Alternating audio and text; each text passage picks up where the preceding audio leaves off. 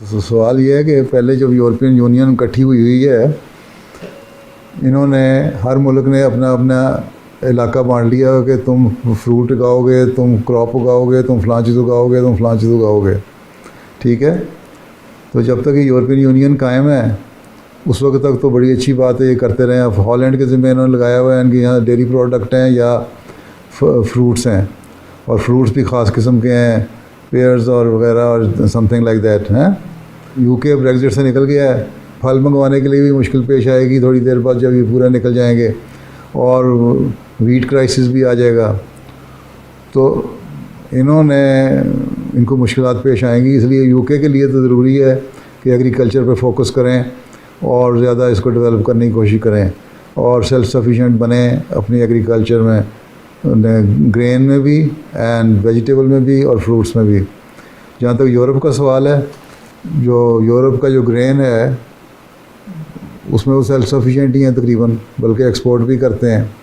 اسی طرح پھل وغیرہ ہیں، کچھ سبزیاں ہیں جو ٹراپیکل علاقوں سے لاتے ہیں، وہ یہاں ہو نہیں سکتی سوائے اس کے گرین ہاؤس بنا کے اس پہ لگائی جائیں۔ اس لیے بہتر یہی ہے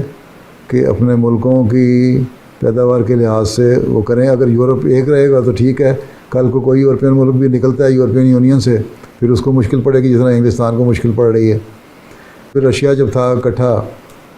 اس وقت انہوں نے بنایا ہوتا ہے کہ فلاں اسٹیٹ میں گندم اگے گی، فلاں میں کاٹن اگے گی، فلاں میں فلاں کراپ ہوگی، اور جب ٹوٹ گئے تو پھر ان کو مسائل پیدا ہوئے ان کی اسٹیٹس کو بھی۔ اور اس لیے کوشش یہ کرنی چاہیے کہ اکٹھے رہیں، اور اگر کہیں چانسز پیدا ہونے کا امکان ہے تو جو پولیٹیشنز ہمارے ہیں ان کو یہ سوچنے سے پہلے کہ ہم نے علیحدہ ہونا ہے، اپنے لوگوں کی جو اسٹیپل فوڈ ہے اس کو مہیا کرنے کے لیے بھی پہلے سوچنا چاہیے کہ کس طرح ہماری مہیا کرے گا، اور اس کے لیے پلاننگ ہونی چاہیے۔ بغیر پلاننگ کے چھوڑ دیں تو پھر وہ حال ہوتا ہے جو اب یو کے کا ہونے والا ہے۔ وہ سارے یورپین یونین کے ملکوں کو دیکھنا چاہیے، بیٹھنا چاہیے، غور کرنا چاہیے کہ ہمارے سارے یورپ کی جو ہماری یورپین یونین میں شامل ہیں 26-27 ملک، ان کی ریکوائرمنٹ کیا ہے، اور اس ریکوائرمنٹ کے حساب سے ہماری پروڈیوس کیا ہے ہر سال کی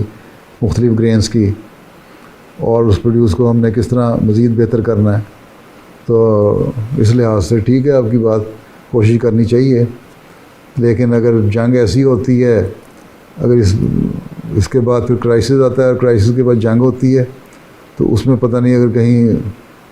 کسی نے پاگل پانے میں ایٹم بم استعمال کر دیا تو نہ وہاں ایگریکلچر رہنی ہے، نہ وہاں کچھ اور چیز رہنا ہے۔ تو اس لیے اللہ تعالیٰ ہی رحم کرے۔